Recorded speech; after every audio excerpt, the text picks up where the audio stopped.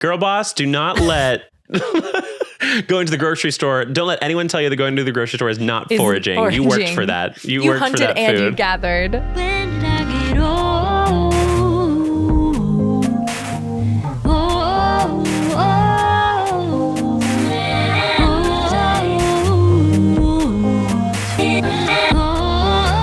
Anyway, Okay. Hi.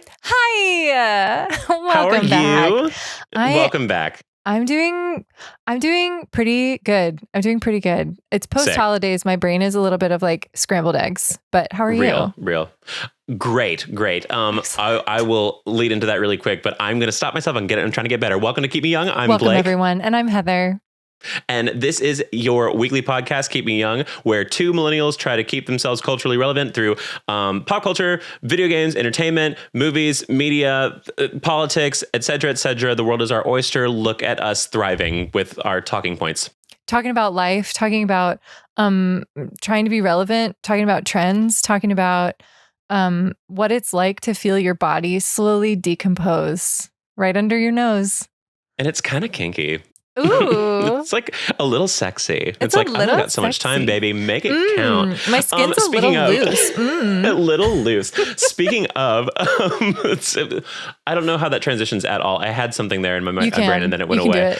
Time is limited. And so I was like, I was like, hold that before we pressed record. I was talking with Heather. I was like, I finished all of Heated Rivalry in this past week since we last recorded. And Heather was like, isn't it amazing? And then we both were like, wait. Record. Okay, let's go. It changed my life. It's all I can think about. It is the best show I've ever seen. I love it so much. Those hoes are boinking, and it is so good. And it's like so pretty good. accurate. It's lacking a lube scene, I will say, but like it's like they imply it. It like fasts forward. Sure. And so it's not like they skipped it. They didn't like we said last week. They didn't Brokeback Mountain yet. They didn't do a spittle and just go. They clearly they're working through it. Elia and I was going to say Hutcherson. Shane Hollander. I always want to say like Hutchinson or something. Hollander. Hollander and Rosenoff. Very quick to be done. I mean, I know they're like kind of young, but like even when they were like 25, 26, it's like 10 seconds. I'm like, I texted okay, two you know what? gay friends. Blake was one of them. Like, do blowjobs really happen that fast? Because they never did when I was. Are they that life changing too? Director. Am I a broken man? Are they that life changing? I don't know. I mean, I've never been on the receiving Shane was end. looking like he was seeing God. Like Rosenoff must have that going on for him because Shane looked like he was seeing God in those scenes. There's gotta be the way that some people talk about them.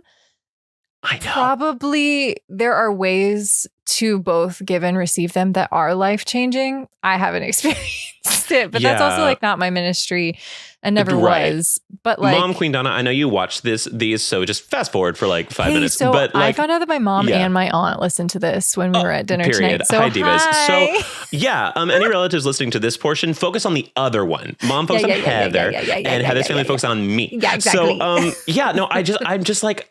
Maybe it's because straight guys only experience sensation mostly through one part of their body. Right. And so maybe if that's like the epitome of what you're going to get, then maybe it is the best. But in my opinion, I don't know.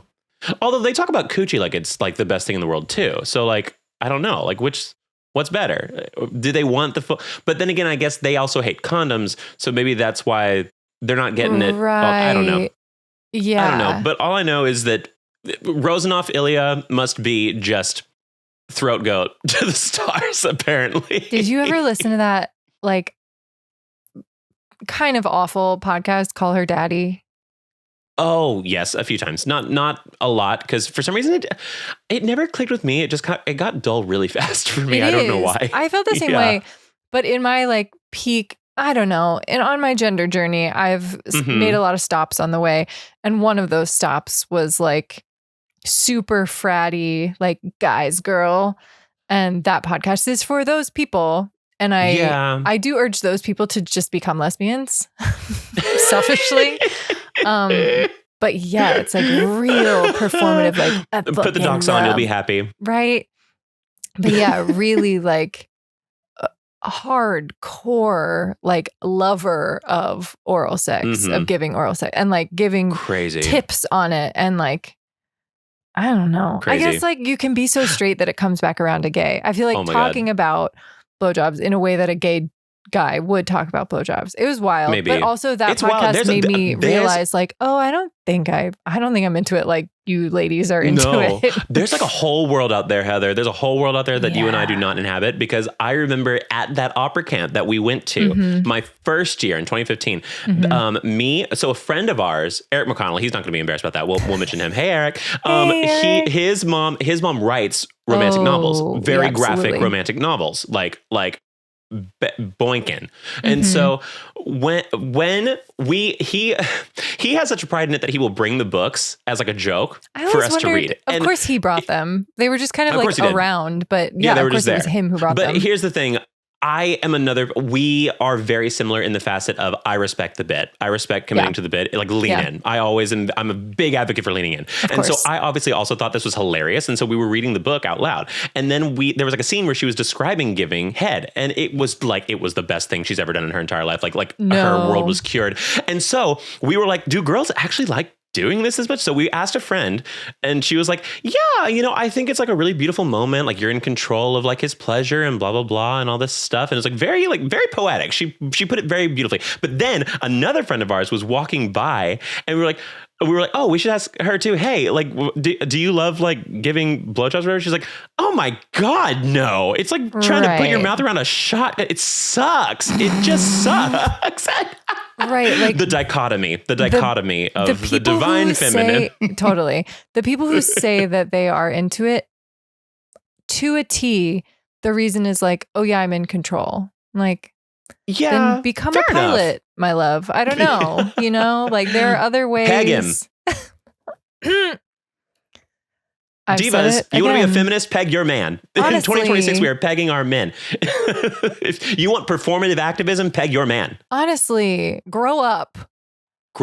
Anyway, God, I can't get over that. I learned that my mom and my aunt listen to this podcast, so my butthole is like really clenched in this moment. I'll get over it, but just in this moment, we have a lot of really, really supportive friends, and I didn't realize that there were so many friends that will not even tell me until like way later on that they've been listening to the podcast, and thank y'all for that. I know, but it's crazy. Like, is. We have great people in our lives, and that's beautiful. But yeah, it's yeah, because that's the fun part about Spotify statistics is that you can't see them, so people don't know if we're going to like 5 people or 5 million. So hey, really? Assume better, assume bigger. I don't know how to look at those other than YouTube. I can how to. You can from YouTube, but you can't from Spotify. So we can even on Apple Podcasts you can, and I don't. I learned one time, and then I never did it again. Who has the time? But I apparently have the time. I finished Heated Revelry in like a day, but it was so wonderful. And we'll move on. But I'm so happy to see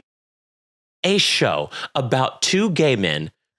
Nobody dies. There sexually. Go there sexually. Nobody dies. There's not an insane amount of trauma besides familiar trauma that is not based around being gay. Totally. And then the other one is like, like my coming out will probably be fine, but I just don't want to do it. That's pretty universal for a lot of people, actually. Kind of a lot of people have situations like my parents wouldn't kick me out, but it's still scary. Yeah. And it's like all this. So that was so nice. And for them to have sex, to have a lot of sex. It's not like Heartstopper in this perfect world where these 2 like 18-year-olds are like, touch each other. Scared. I don't know. We should wait. I don't know. That's not realistic. I'm not saying I want to watch. I'm not saying I want to watch a bunch of high schoolers bang. No, not saying that at all. But I am saying it is so unrealistic for them to not be doing anything.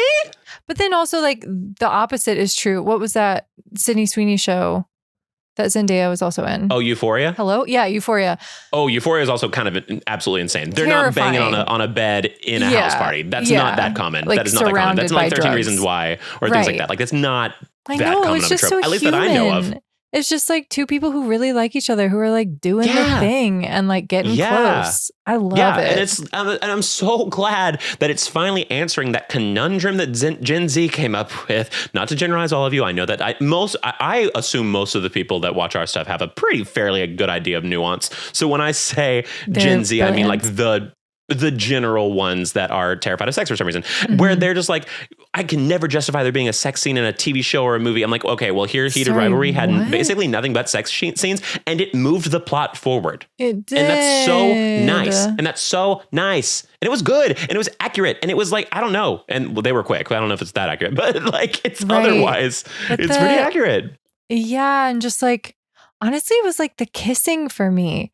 Because you watch people kiss in so many movies and so many TV shows, and you're like, they're not in it. They're not. Oh my God. These people don't like each other, or these people are just bad kissers, which happens a lot with hot people. And you're like taken out of the moment thinking about like, oh, this probably wasn't, oh God. But they're like two people who kiss how two people who like each other would kiss. It's just so nice. And then everything else follows. Oh my God. That's the other thing too. Those two bastards were acting their ass off. Oh my God. Unreal. I didn't realize the actor that plays Ilya has no Russian background. That's he just learned that accent. Blake. He is a chameleon. He is a chameleon. Full chameleon. He's a different person. He doesn't even look the same when he's like doing interviews. Like that's not the same person. Like his facial muscles are different. It's crazy. And he's so expressive. And he's so expressive. To be able to hold that back and to have that level of restraint, both of them, it's fantastic. The other one too is like so like stumbly over his words and like so subtle. And both of them are like so liberated in like who they are and like being goofy sillies when they're in interviews. And it's like, I don't know. I feel like that could be, I don't know. I guess I don't know enough about like film acting to know what would be harder, but I feel like I think doing less is really hard. More subdued. Yeah. Being more subdued and like. Especially on film. Because you already have to hold back for film. Right. But then like to be a subdued character in a subdued medium, hard. Right? I can imagine that's so hard. Because there's still subtleties. Like I still see bits of the actor that played, Connor's his name, right?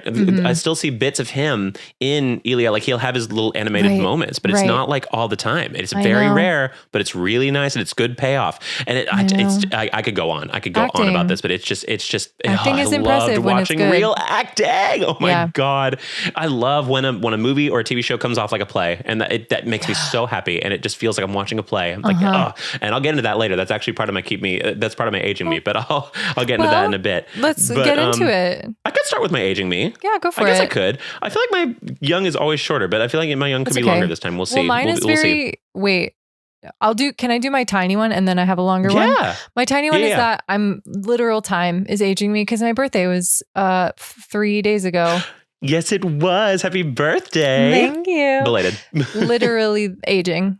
But you know what? I find myself in my home state of South Carolina, and I went to the coast, which is where I grew up. And I caught a glimpse of myself in the mirror in the humidity of a 75-degree and sunny day in Charleston, South Carolina. And my skin looked amazing. My hair looked amazing. Like it's not age. It's that you live at altitude. It's not that you're in your, fair. Like, it's not that you're not 25 anymore. It's that you don't live next to the ocean. Sorry to break it to you. It's that you're huffing smog and living in a big city. That's fair enough. You actually should go to a small southern city on the beach. Actually, don't. There are like no gay people there. There are, but not enough. But anyway, I saw myself in the mirror. I was like, always like crazy traumatized.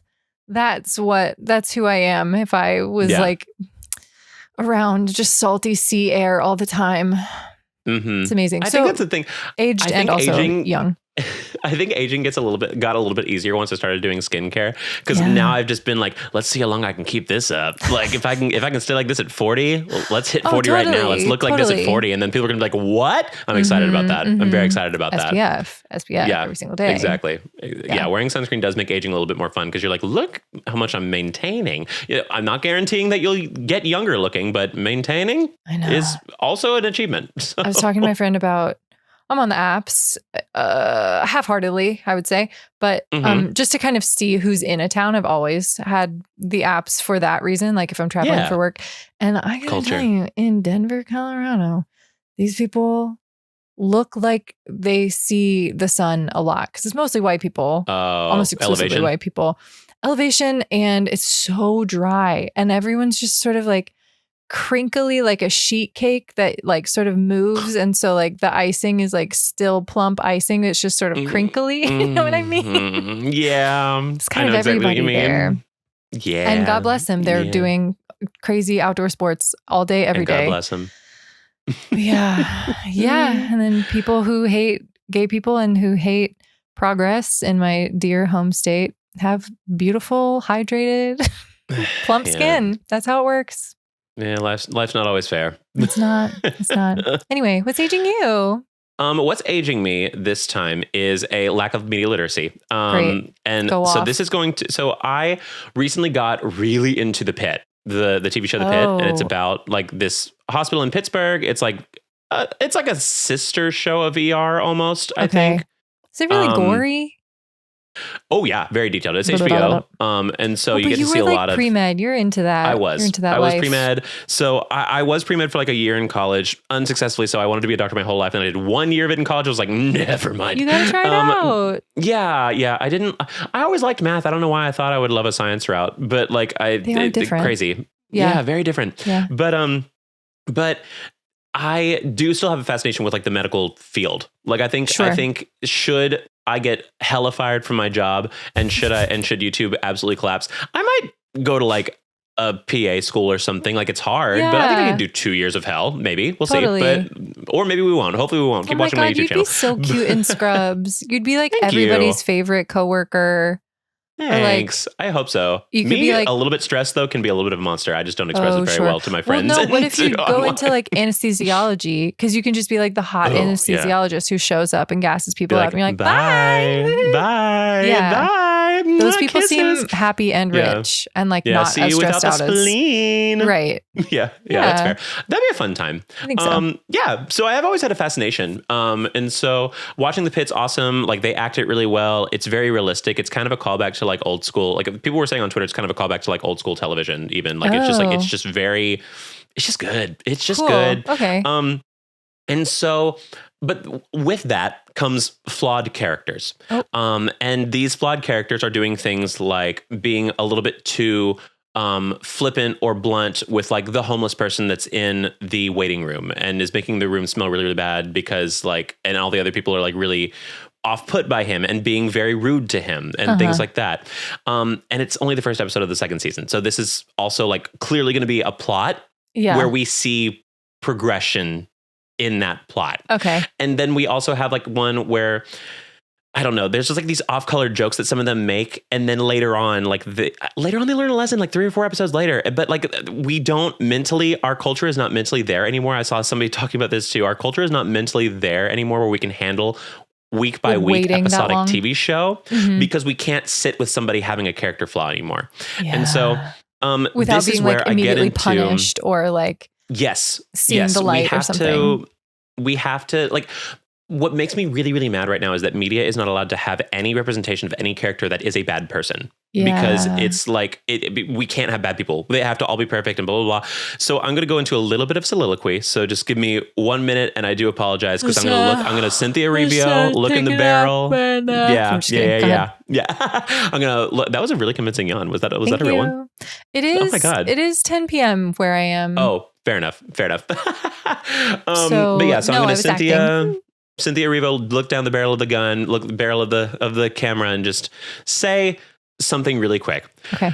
To anybody who is interested in or is currently in a stan, fandom, whatever, of a TV show or a movie, all I ask before you get vocal or continue to be vocal online about a TV show or a movie, go to your local theater, watch a single play, not a musical, a play. Watch a full ass theatrical play, not a new one, not one that is trying to appeal to Tumblr or Blue Sky, an old school classic. I am talking Death of a Salesman, Angels in America. The importance of being earnest. Really importance go of being see that. earnest. Absolutely. What was the other one that I was thinking of? Who's Afraid of Virginia Woolf? To Kill a Mockingbird. Watch plays that have very flawed characters that you still root for. I need people to be able to understand that a well-written show is going to have a flawed character that is not representative of the perfect interaction and they've never associated with people that don't talk perfectly and they speak perfectly and they have the perfect ideals that are going to stand the test of time or and even all if these you things. Don't that's not root for them. Like there's gray area and you get to make up your mind.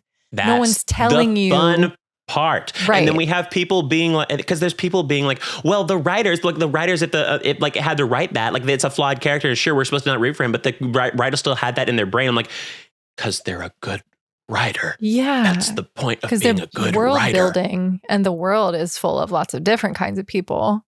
It's this whole world where like people think that a character having a lack of empathy and a lack of anything else, or a huge character, like if a character is written to a show and that character is racist, apparently people think that's a reflection on the writer being racist. And that's not the point. It's clearly there to show you something. It's clearly there to make a statement. I'm not saying every show is perfectly written and that every character perfectly balances all this stuff out. Mm-hmm. But currently, I think most shows that make it to national TV have a bit of nuance to them. Yeah.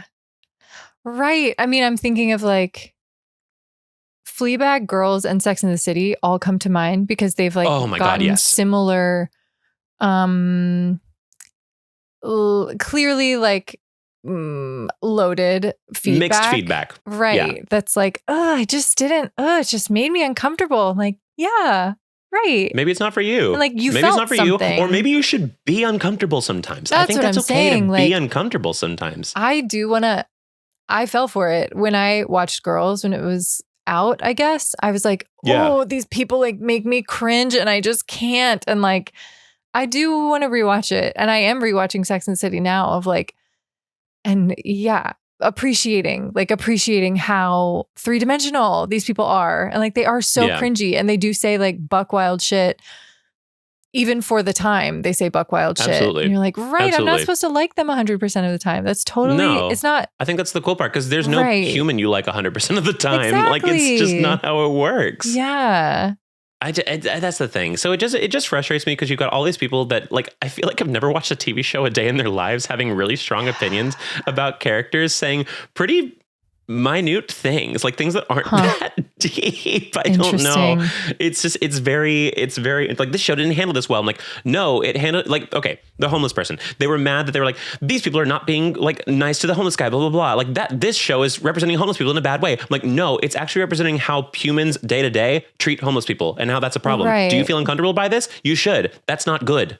It needs to be fixed. They're putting it in your face. Right. They're not saying this is something to be celebrated and everyone should go out and make homeless people feel bad. Like, yeah, they didn't go up to the guy and say, you're stinky and everyone clapped. Like, it's not like that. Like, what are we talking about? Like, it's insane to me. So yeah, it's just a lack of media literacy that's kind of aging me right now. Incredible. And I there's not an answer to this. There's not a solution, but I do think if we watched more live theater plays, I think we would get a little bit better of an understanding of nuance. Prescription. Because it's just like every play has like that one moment that just like goes there, you know, like plays admittedly can be a little edgelord. Like theater plays, especially straight theater plays, can absolutely be a little edgelord sometimes. But there's always like a really because they didn't have YouTube, you know? Yeah, because they just like they have dark places to go and they explore it. They're not afraid to explore it. Theater kids have never been afraid to explore that. Right. And so it's fascinating. It's very fascinating. But it's a little bit of a sign of the times too, though. I mean, I was reading I read a tweet today that was like it was a Gen Z person, and they were saying like sometimes I wish I hung out with more millennials. I kind of want to talk about sex with my friends sometimes, and like.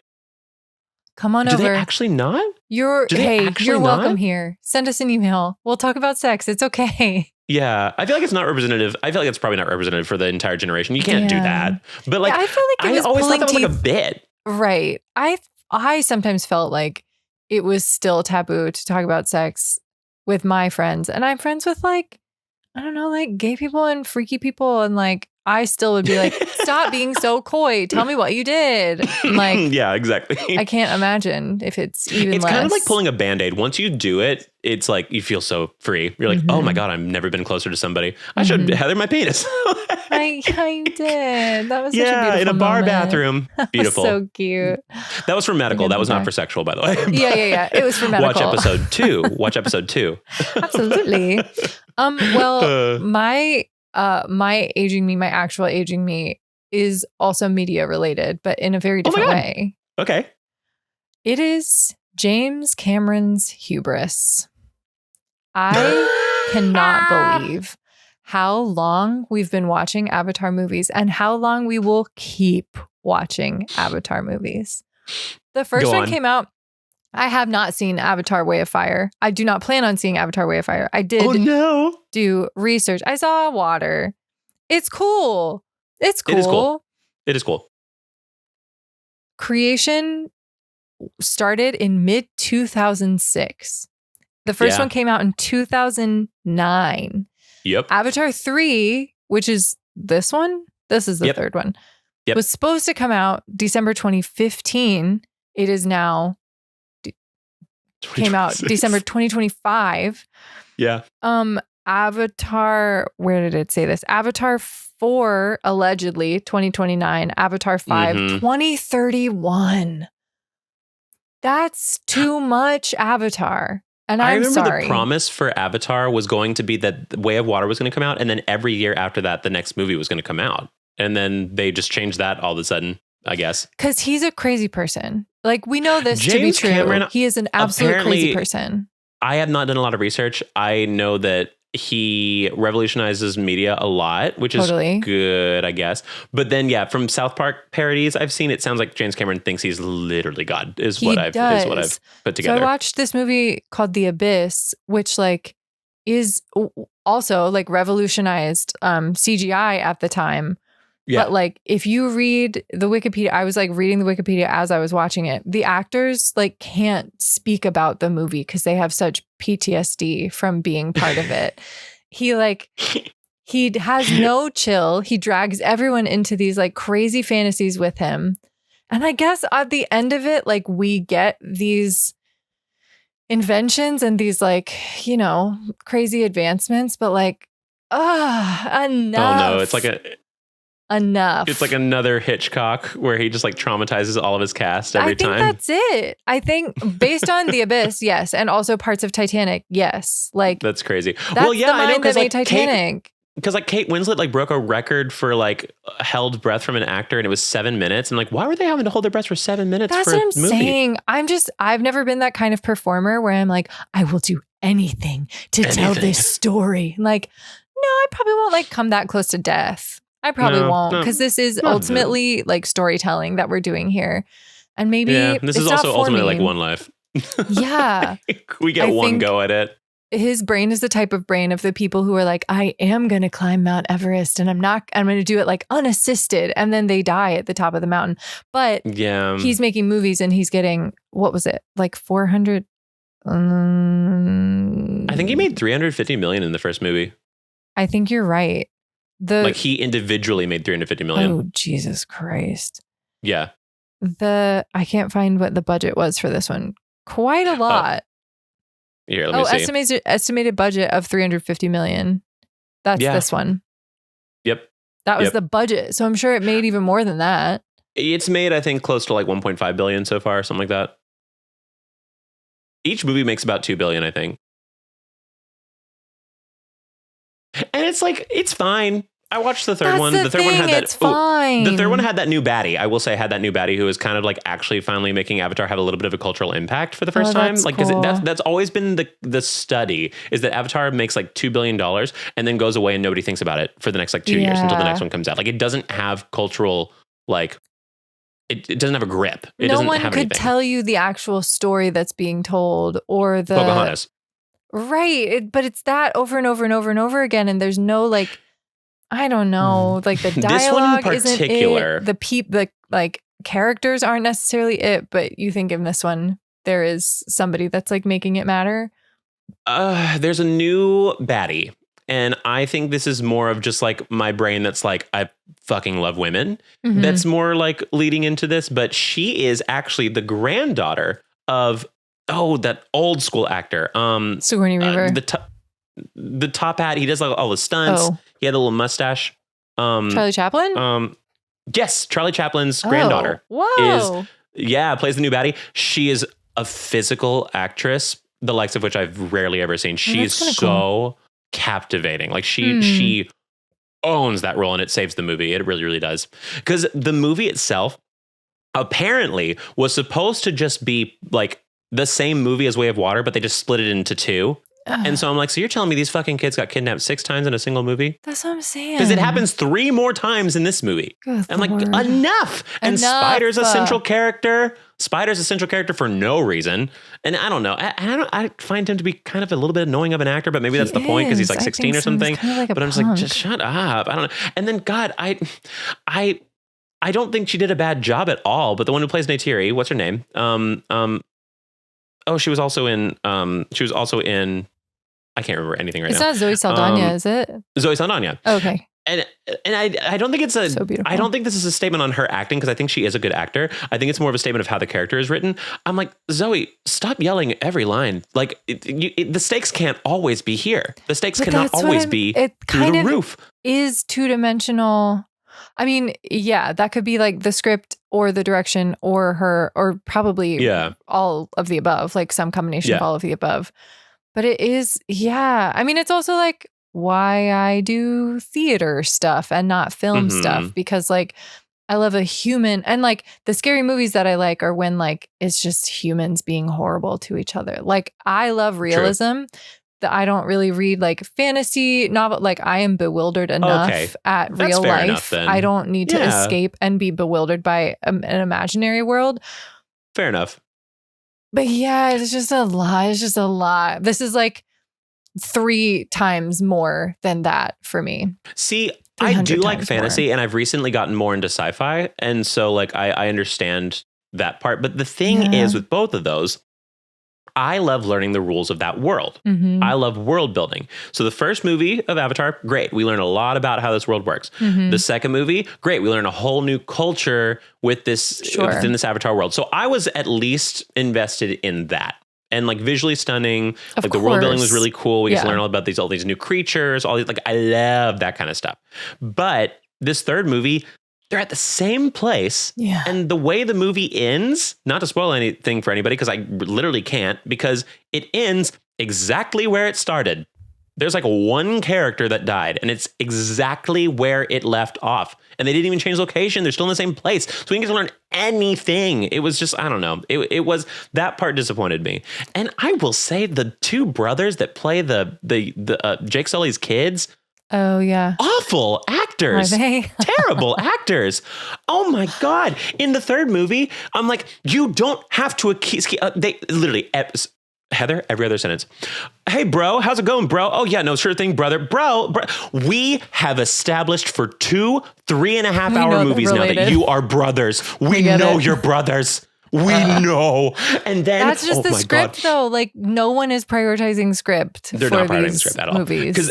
Because oh my God, and they're not prioritizing the improv either, because when they're getting chased, when those kids are getting chased, if I had to hear one of those fuckers say, come on, one more time, they say it. Like, I'm not even joking. There was a chase scene that was like, I think 45 seconds to a minute and a half long where they're chasing. And I swear to God, each of those little bitches said, come on, or let's go, like 3 times each. I'm like, they know. They're running for their lives. You don't have to say, come on, every single second. If anything, you're giving your position away, you dumbasses. It's so, Like maybe if we marketed it as like an ayahuasca ceremony, like everybody does drugs and it's just sort of like a feast for your eyes. It's this visual thing. And maybe if we did it like in a planetarium and we just all agreed, like, this isn't cinema. This is like, this is fun. Okay. Let's all just have fun. Let's colors. Which is what it is. And I'll go to the next one. I will. Right. I will give him my money and I will go to the next one. It is but that, I don't know. To me, that's the end of the line for me. But that being said, like I have family members that love it, and I have friends that love it, and like great to them too. But plot wise, not my favorite. Ever. I think I'll skip this one. Maybe I'll see the next one. Maybe that'll have like a little bit more action. Diva, just let the series finish and then just watch it all in one. I feel like at this point, 54 years old by then. My God. Because you know those estimates aren't right. Hey, it was 10 years late for this one. I'll have all the time in the world. I can watch them all back to back to back. Maybe this podcast will be the biggest in the world by 2050 something. And then we can have like a live watch along of all for of them. All day. Yeah. And like the world will be on fire. So people won't have anything better to do than to just sort of like hide from. Go into your AC huts and watch our stuff. Suck on a piece of ice. That's your water ration for the day. Too real. Too real. Too real. I don't know. I'm kind of praying for that revolution soon enough. Well, revolution. A slow, progressive policy change is kind of more what I'm rooting for. I'm not really I'm not the car bomb of Walmart guy. I just am not I'm not the one, unfortunately. But no, I don't know. I don't think that's gonna work as well. I don't know. Some people are let's praying talk about for what made you angry in the first place. That's the guy. That's the guy that I am. Like the person who wants to car bomb the Walmart. The vigilante. Hey. Yeah. They're like praying for the vigilante overthrow, and I'm like, guys, you do know that revolution's like not fun to be on either side of. Yeah. Even if you're right, it sucks. Because then still tedious. We're fighting the military, and that's not fun. Right. But also it just, whatever story that you hear in history, like you have to back up like 3 to 15 years that it was happening. Like, right. And those revolutions didn't happen in a day. Like you had to live through war. Yeah. So like I don't think that's good either. Yeah. But oh well. That kind of leads me to my keeping me young though. Perfect. A little bit. Keeping you young. The gradual collapse of America. But on that, so it starts off bad, obviously. So we had that Minnesota shooting from the ICE agent, which Heather, that one really, really got me. I would also just like to personally like put it out there. Absolute condolences to her family, to her, to everybody in that area in Minnesota. It's heartbreaking to watch, even from my comfortable house in Texas right now. Right. But everybody hold each other. Like we can't let this make everybody wilt and give up. Even though it is so devastating. I'm glad that the GoFundMe got like 1.5 million for that family. That's great. Money doesn't fix losing a loved one at all. I hope it alleviates anything. It shows that we're all like tuned in, and I don't know. That was a good show of something, and that made me happier. But it's just it was such an obvious murder, and it breaks my heart that there are demons out there that are just fighting an obvious murder. Now, I will say, it is a much smaller group than I thought it was, which is good, because I'm always on Twitter, and Twitter is just right-wing engagement bait botville. Yeah. I'm still in a bubble, but all of those people's replies are just like bots on bots on bots, trying to get more engagement and to say the most vile, dumb, senseless shit, lacking any empathy. It's awful, but you have to remember they're not real, and they don't even believe this shit. And that's the thing that's a hard pill to swallow, but at the end of the day, it does almost help. But with that, we did have JD Vance, of course, is the probably scapegoat. I think is probably going to end up being the word we use in a few months or years, is the scapegoat for this situation, where he is kind of doubling down that this was not a murder and that it was self-defense. And we've all seen the video. Like anybody with eyes has seen the video. Like literally under the New York Post YouTube channel of this stuff, like people are in the comments being like, yeah, no, this was a murder. And that doesn't happen under the New York Post comment section. It is a very right-wing, very MAGA heavy. And even there, people are like, hey, so this was murder. So that's a really good sign that we culturally as a whole know we're seeing what we're seeing. Terrible. Yeah. This was terrible. And I do rest easy knowing that man that committed that murder will never have a peaceful day again in his life. Yeah. That's good. Right. And I relish in that. Fuck empathy in this situation. I relish in the fact that he will never know peace. Yeah. And so So JD Vance is right now spearheading the pushback, saying that this is like ridiculous. She was attempting to blah, blah, blah. She was a plant, all this other stuff. Now, in that horrible, horrible pile of coal that is JD Vance's entire existence comes a small glimmer of a diamond that pops through. And that comes from the Twitch streamer known as Connor Eats Pants. Aw, what a great name. I know. So he's kind of been, he's been around for a long time. I've not really watched a lot of his stuff. So before people go like, well, in 2018, I don't watch him. I don't know his political standings. All I know is this one situation of him. So shut up. I'm currently in woke 2.0 world where I care more about the result than every single nuanced thing that happened before that. Shut the fuck up. That's where I'm at right now mentally. I want wins and victories, and this is where I'm getting them. And so I heard I want wins, like wind instruments, and I also want winds. I need a clarinet out there. Yeah. Lots of oboe. I need a clarinet choir playing at the inauguration of the 2028 election when it is inevitably going to be a landslide blue. But bassoons on bassoons. Thank you. Bassoons on bassoons. Oh, double that read, baby. Absolutely. So JD Vance, of course, saying some bullshit on Twitter. I'm not even going to read it because it's just him being an asshole about the situation. We all know. And it's not really relevant because that doesn't really pertain at all to what the reply is. But Connor is doing the epitome of dark woke 2.0, scumbag woke, whatever you want to call it. It has multiple names right now. And it is a new movement that I am very much on board for. But JD Vance is giving his bullshit. And Connor Eats Pants replies with, and I quote, "Sorry, but you were the only baby ever worth choosing crack over. Every time your mom neglected you was justified. Sorry. Amy Adams sucked in that movie too. Sorry. Nothing you touch ever goes right. You should try some of Elon's medicine sometime. Sorry." And so JD Vance's original tweet was 100. Absolutely unhinged and beautiful. And so JD Vance has that tweet that he did has 145,000 likes. Connor Eats Pants' tweet has 388,000 likes. He ratioed the shit out of him. And so now Connor is right now on a generational run, just dog walking this man in every tweet he does. He had one the other day. "Your life is an all-time justification for post-birth abortion. Thanks for the invitation to criticize you and your fellow administration of pedophile rapists. What a sorry excuse for a father, husband, vice president, human, and mammal. Suck the country's collective dick." Wow. And people are coming out of the woodwork to support this. And it is making me so happy. If the government wants to exist online, this is what happens. This is what you get. And JD Vance is famously terminally online, so he is seeing these tweets. And Connor's profile is a picture of a Chow from the Sonic video games, this cute little thing. And literally, so right now I'm looking at a tweet that has this cute little thing next to, "Mom should have just stuffed you with crack out the womb. See what happens for science. Maybe you'd end up with a functioning brain." And this one also has double the amount of likes as JD Vance's original tweet. Wow. And then JD Vance didn't tweet today, which very rare. So it clearly worked.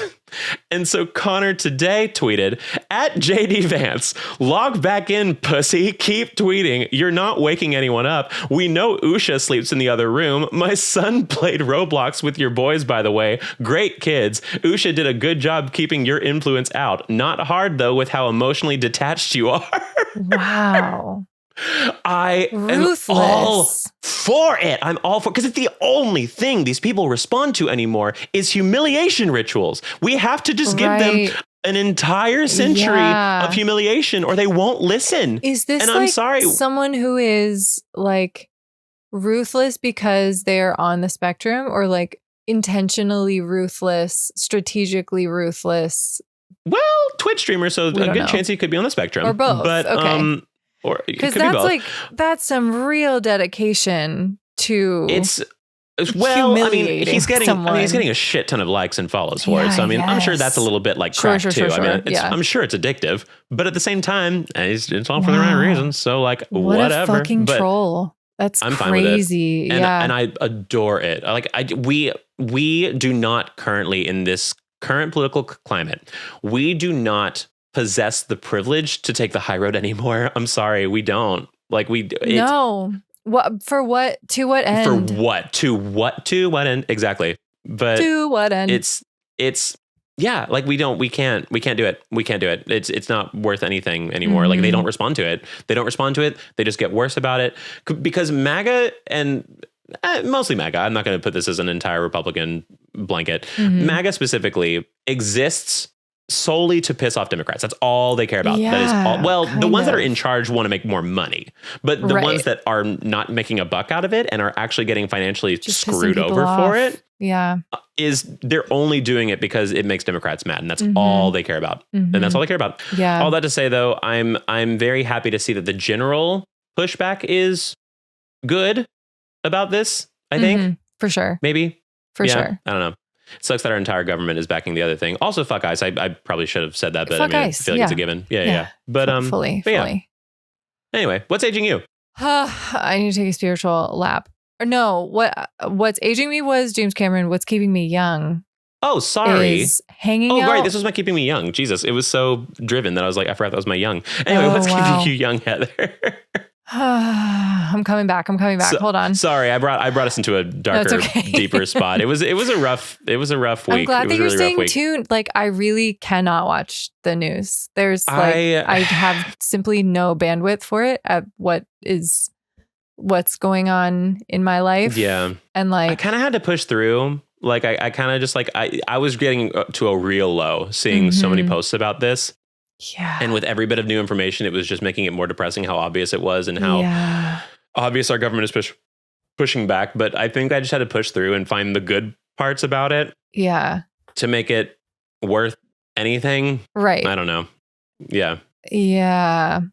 Thank you. Thank you for your service. I will continue to not engage for a couple more weeks while I'll try. I try. And we will edit down any of the heftier parts of that. Yeah.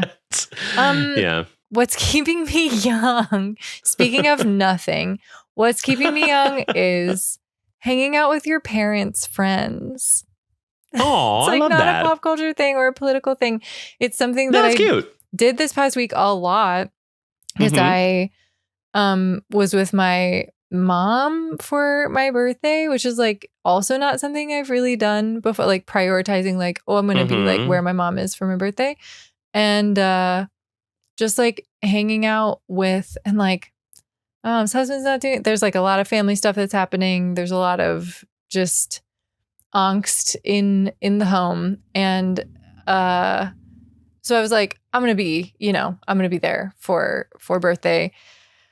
And also like family can drive you crazy, but like, yeah, hanging out with your parents' friends who've like known them their whole life, who see them differently. And then you realize, oh my God, my mom is simply a girl. And like, I hung out with her coworkers, like on my actual birthday. I went out to dinner with my mom, her husband, and 3 of her coworkers who've known me since I was like 5 years old. And it's like so not the vibe that I have turned to in other times in my life. It's like I have to be with people who get me, who like know me, and like I don't know, it's like such a different, I feel like I saw my parents in such a different light, and then I like got to see their friends in such a different light too. And like, oh right, my mom's like best friend from middle school who lives in the town where my mom lives, and like they're all very close to my mom. It's just so sweet to be like, oh right, like I don't know, my relationship with my mom is that like I've only ever been alive with her being a mom. And even though like that time that she's been a mom outweighs the time that she hasn't been a mom at this point, it's like, all right, you did have like a whole life, and like these are your friends from before then, and like just the stories that they tell. And I did this woo-woo like day with my mom and 3 of her friends today, and like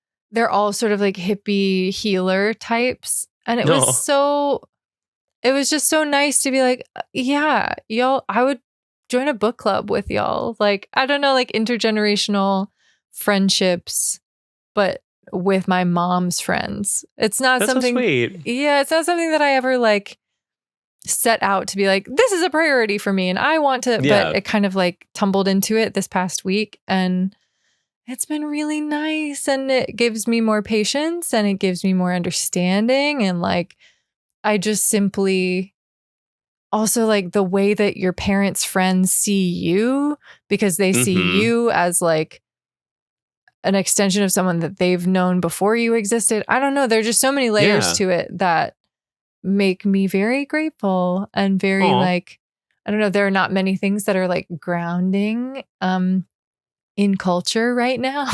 And that was one of them, definitely one of them. And like, I don't know, everything has felt really chaotic, and I have not really felt like I know exactly what's next. Like just geographically, like, oh, I moved and then I didn't like it, and now I'm not sure where I want to be. And like, I don't know, I'm feeling a little bit of a lack of like, I have a plan and so it was really nice, really nice to be around My mom's friends, they kept me young this week. And also just practically, they are twice my age. So I do feel very young around them. Hell yeah. Learned these crazy things that happen to your body in your 60s. And like, that's good to have a heads up. That's really good to have a heads up about that. And like the things they go to the doctor for. Oh, yeah. I'm taking notes in the backseat of the car. Like, what? Mm-hmm. What did you go to the doctor? Oh my God, that's something that could happen. So that's whole gambit. We're grateful. I know. We're grateful. I didn't know till last week that like women take tea during menopause. Totally. I mean, menopause is insane. Yeah, apparently so. Apparently it's like worse than puberty. It can be. Yeah. So yeah, I think I kind of want to start a book club like with. Oh yeah. One of my mom's friends was like, I like to read. She's divorced. She was like, I like to read romances about old people finding love because I would really love to find love. And I was like, oh my God. That's sweet. Yeah, fucking course you do. I don't know. Just because you're a grandma, like whatever. It doesn't. You're like, oh, that's so sweet. Have you ever heard of Heated Rivalry? Yeah, right. You should not watch the show. It's not about old people. Maybe not. Yeah, just sort of like much more relatable population than I thought. And it's nice. It's nice to like bridge that gap and not feel so far away from like, that culture, that generation, like boomers just don't get it. And like, no, they don't. And also like some of them are really trying, and like, I am lucky that I know so many of them who are like continuing to work on themselves and like go to seminars about Reiki healing, and like I'm surrounded by these great women who are like, I want good things for myself. I actually watched a video about Heated Rivalry that was just a review of it, like talking about episode or whatever. It was like a gay guy, and he was talking about the mom's reaction to Shane coming out. And he made a really good point. He was like, it's her first time living too. And I think they were real about that. Girl. Like she was just figuring it out for a minute, and then she got to it, like it's like it just takes a second. And like that doesn't mean that she's not supportive. It's just like she's alive for the first time too. And so she's human, she doesn't have it all figured out either. And that's kind of it's kind of a good thing to remember for a lot of people. Not for like JD Vance, but like for like a lot of people. Be like, it's their first time being alive. So it's like, their first time here. A little bit of grace. Yeah. Yeah. So that's keeping me young as I age. That's a good button. Yeah.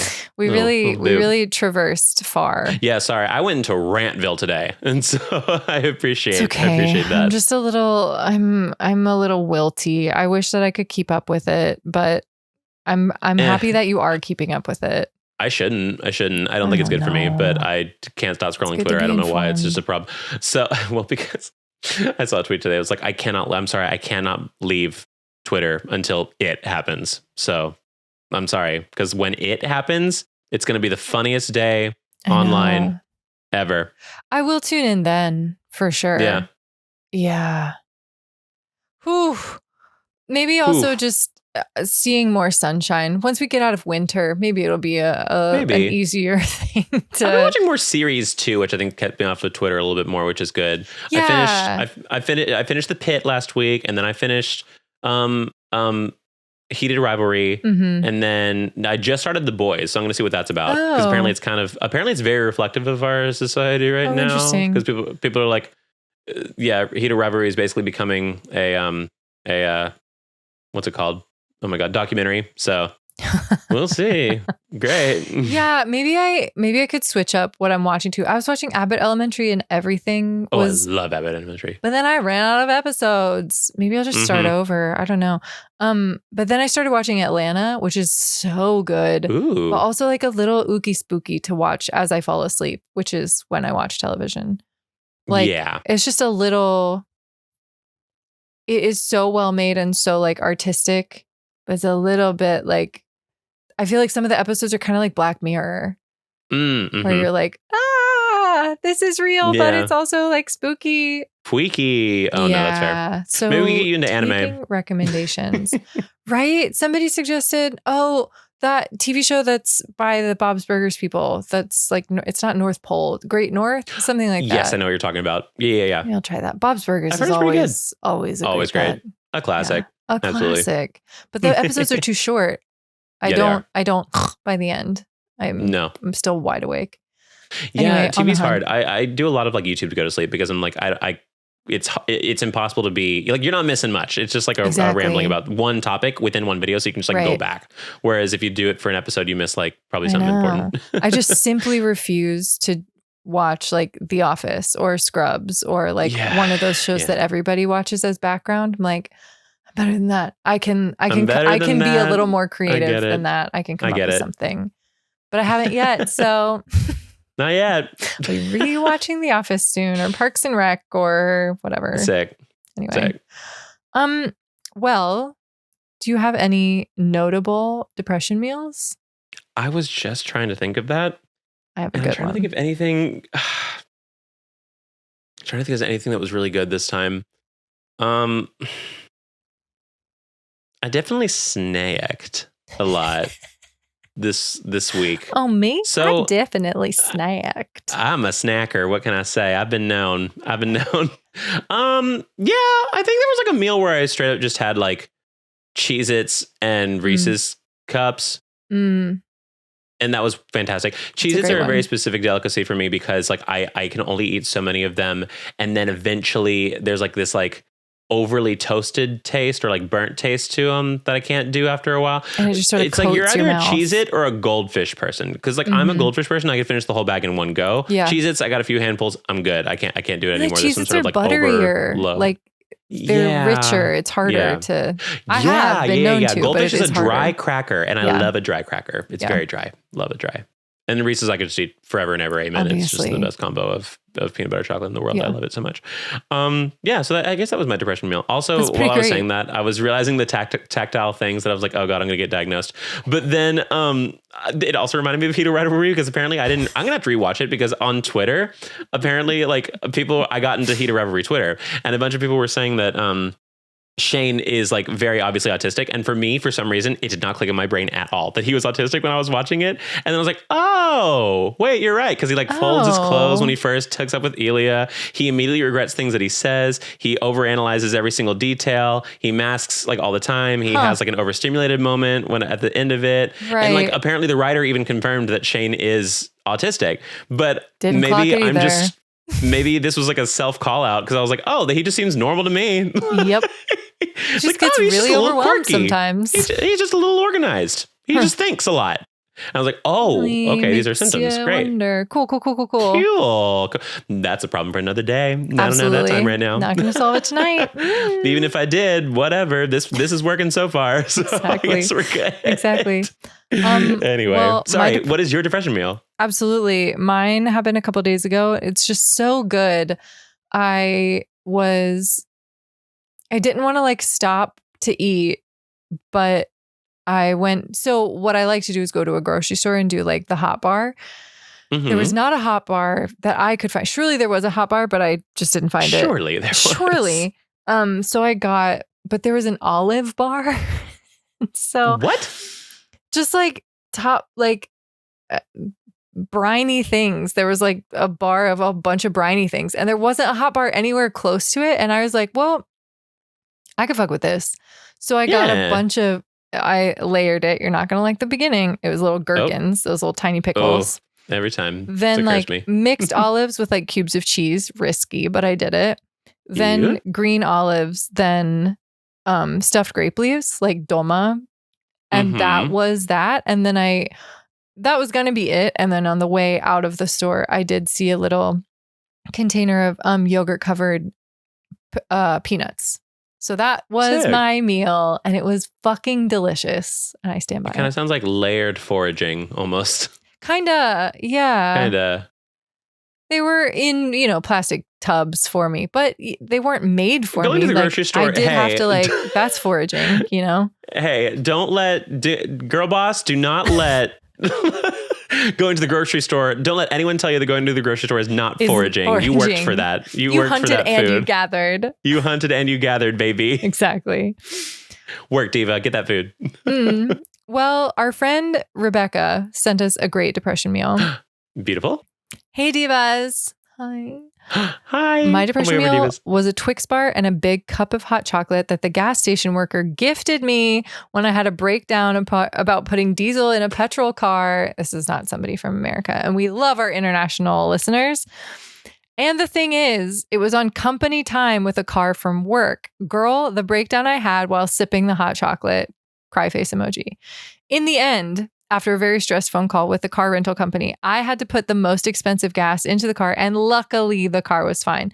Famously, you can't put diesel in a non-diesel car. It will fuck up the entire vehicle. Mm-hmm. I didn't Not even your finish. Vehicle, though. Yeah, I didn't even finish the Twix bar because I was so done with everything. Love you too, and I hope this never happens to you.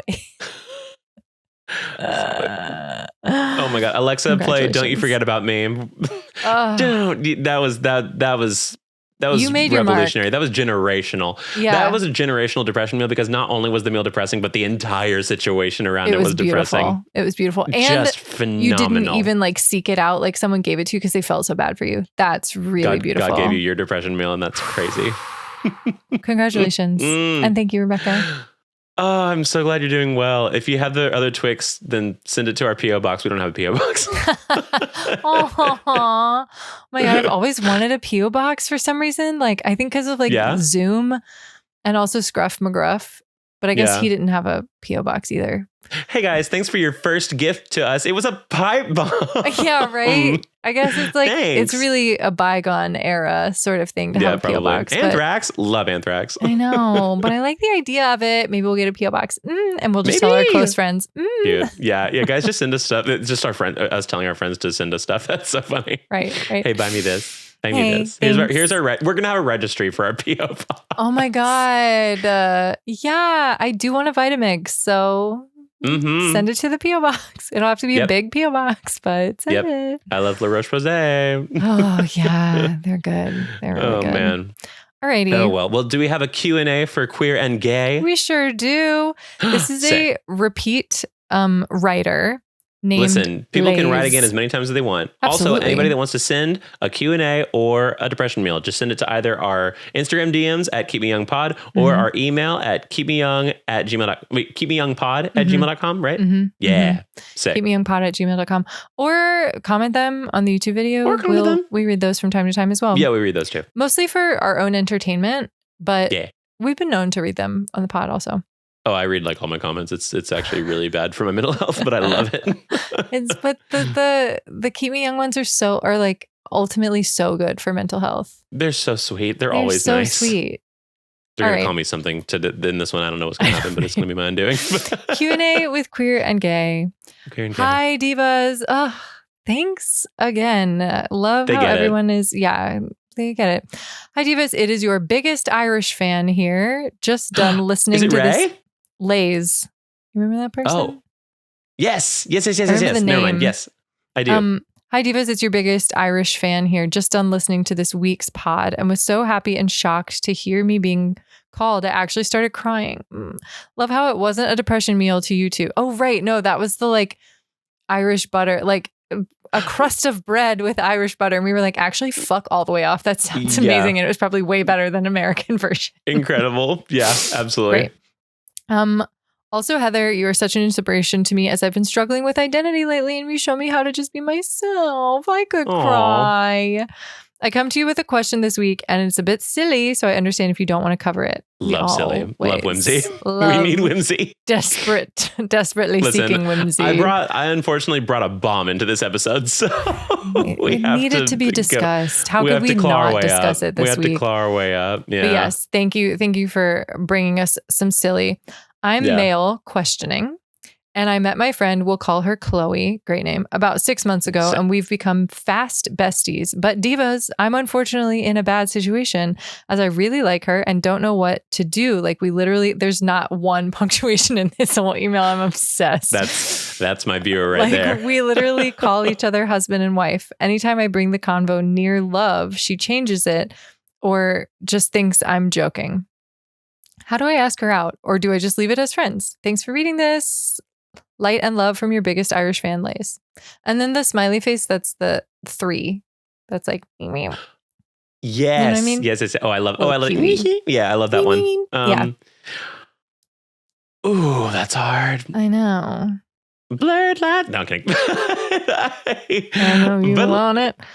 But we don't know. We don't know if she wants it. We literally don't. We never will. Unfortunately, Robin Thicke, we never knew. But calling each other husband and wife is a lot. It is a lot, but I've definitely seen friends do that too. It's true. And if they're, I would give a little more time to see if they are changing the topic more again. If you're really close, I feel like. Oh, this was 6 months ago? Yeah. Well, the friendship started 6 months ago. Yeah, the friendship is 6 months old. Okay. I mean, well, I guess that is tricky because then it's like not long enough where you could like ask and then just like maybe be. But I mean, maybe if it's a really strong friendship, you probably could breach that and then still be friends afterwards. I think so. 6 months is kind of a while. Granted, we come from like performer world where like all of us have like slight crushes on each other and we just kind of deal with it. Yeah. And we kind of like make out and then stay friends. And yeah. We don't have the best because I'm friends with almost everybody I've ever like made out with or like dated or anything like that. And so it's not a big deal to me. A birthday party is a walk down memory lane for me. It's beautiful. Yeah. But also like they're all important people to me. And that's why I would have kissed them in the first place, you know? Yeah. So I think in like a very transparent relationship, especially for like queer people, I feel like it's easier. But also, does it make you uncomfortable that if you are questioning your gender, is she seeing you as like a cis man? And is like husband and wife making you feel any sort of way? I'm like inferring and kind of being nosy. But does that factor into it? Or did you just tell us that as like spice to the story? Yeah. That's a good point. I don't know. How are you bringing it up also? If she thinks you're joking. Yeah. If she thinks not to gaslight it might be not as obvious as you're thinking. Right? And obviously don't do like the showering without me. But I don't know what's the right. I don't know because I don't know the whole situation. It sucks. Right. I might need more finite details. We might have to have this be a two-parter and be like, send another one. Right. I mean, the best we can do in this life is tell people how we feel. Yeah. And like, let the winds blow from there, you know, like maybe it's not asking her out because that turns it into like a expectation sort of thing. Maybe it's simply like hey, I'm confused. Like, I think I like you, but I can't tell if you like me back. Like, is that scary? Is that scary to just be like brutally honest about it? I mean, yeah, vulnerability is always terrifying, but at the same time, I feel like that if she can't ride with that, if she can't ride with that, then probably friends is the place to be. If she, you know, if that is like, whoa, blah, blah, blah, then like, okay, then maybe not any romantic thing should happen, or maybe give it more time or whatever, you know. Yeah, but I think it's only been 6 months. You could give it a little more time to suss out how you feel, because it could be just like a genuinely really strong friendship that maybe you don't realize you're equating with that when maybe it's not even that. But we don't know. You also could just be madly in love with them, and that's okay too. I know. You also say, anytime I bring the convo near love, she changes it. Because that's a lot. If you're literally talking about love. And maybe like, I don't know, it means maybe that's like a cultural thing that I'm reading incorrectly for an American. But like, if you haven't had the conversation of like, I think I have a crush on you and I'm confused about it because I'm not sure, you know, like, I don't know what to do about it. Jumping into a conversation about love without any warning or context. Yeah. It could be a little like Lifetime into the Lifetime movie. Yeah. And I would maybe get a little like nervous and giggly about it too if I was Chloe. Yeah. So yeah, maybe like both more and less than what you've done. less in terms of like, we're not talking about love. We're not asking out on a date. We're not, we're pulling it back a little bit. And also we're like giving a little bit more truth and vulnerability. Yeah. Just like doing little sprinkles. Let us exactly. And like over time, see what happens. Yeah. And maybe that's what you've already done. But and then just, like be prepared for any answer and be prepared to, if you can handle that, to just be friends with them. Because if they're still really important, that's really also great. And as you get older, your friendships arguably become even more important than relationships. It's true. But here's the thing, like, what's the word? Like, lack of clarity is only going to like lead you to fantasize about something that might not be true. So like clarify it now.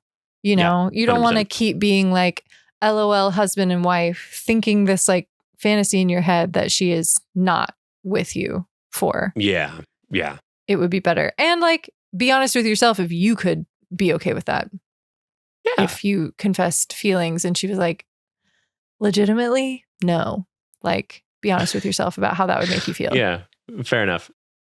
But I hope it works out in a way that feels like comfy and not scary.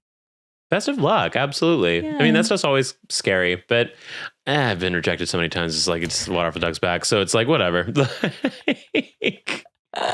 No? Cool. Let's keep going. Anyone? Like it's one of those things. Anyone? No? It is, all right. It is a muscle. Like it's totally a muscle that you need being told no.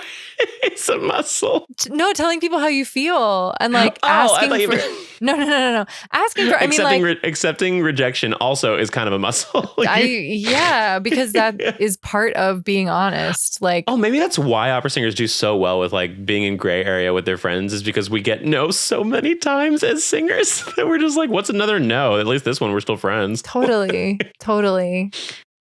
Yeah. Best of luck. Best of luck. Absolutely. Sorry we couldn't give more sound advice without literally knowing both of y'all's pasts really well. Right. Sorry for being so nosy and needing so much we're not going to context. Dr. Phil this and act like we're an expert when we're absolutely not. I know, but I do appreciate that people keep writing in. They're like, give me advice. And we're like, wait, so I need to know more. We need to make this a call probably. Yeah. Oh, that'd be fun. If maybe we should do a Q&A with Queer and Gay, Zoom call or something. Yeah. For people 18 plus, because I will not be catching allegations in 2026. I swear to God, I will not be. Or if you want to send a voice memo on that's cute. Gmail, you could do that. We should do voice memo entries. That'd be amazing. Love that. That'd be so cute. We need to do that more. That sounds great. Let's do that. It's on Somebody do it. Someone pull the plug. Rip the Band-Aid. Be the voice memo you wish to hear in the world. Yes. Yeah, exactly. There's our lesson for the day. Okay.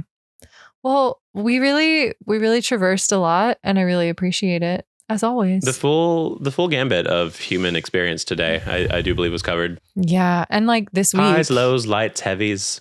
Yeah. Big, smalls, red, blue. One fish, boy, two girl, fish, and nothing else. Fish, blue fish. Yeah. Green eggs and ham, Sam I am. Exactly. Well, yeah. On that note, I would just like to say that pants eaten can change my mind. Real and actually true today. So we got it all full circle. Woke 2.0. Woke 2.0, baby. 3.0. Hit him again for me. Absolutely. Okay, love you. Bye. Okay. Bye.